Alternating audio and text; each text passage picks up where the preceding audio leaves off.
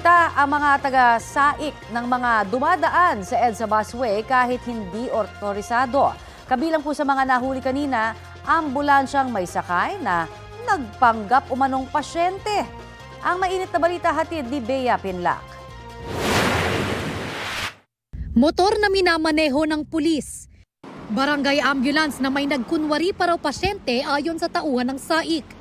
At ilang motor taxi na may sakay pang pasahero.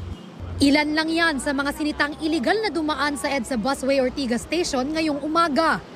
Alas 6 pa lang ng umaga, nagsimula ng manghuli ang Special Action and Intelligence Committee for Transportation o SAIC ng mga hindi otorisadong dumaan sa EDSA Busway Ortigas Station.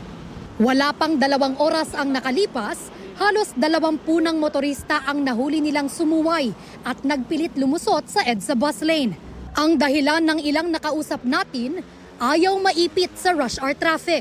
Hindi ko po kasi alam, ma'am kasi naghatid po ako ng pasyente. Ang inaano ko lang po, baka may isa pang emergency doon sa barangay po namin, maka-response po agad. Traffic po, kaya dito na po ako dumaan. Medyo nagmamadali na. Oras na po kasi, yung oras. Inahabol po kasi oras. Wala na tayong magawa kasi yan ang batas nila, ma'am. Karamihan sa mga nahuli, mga motorcycle rider. Ang isa pa sa kanila, doble kalbaryo ngayon dahil bukod sa iligal na pagdaan sa EDSA busway, napuna rin ng mga otoridad na expired na ang registration ng kanyang motor. Impound daw, impound. Bakit?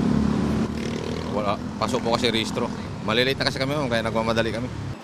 Nasa 5,000 hanggang 30,000 pesos ang multa sa mga mahuhuling hindi otorisadong dumaan sa EDSA busway.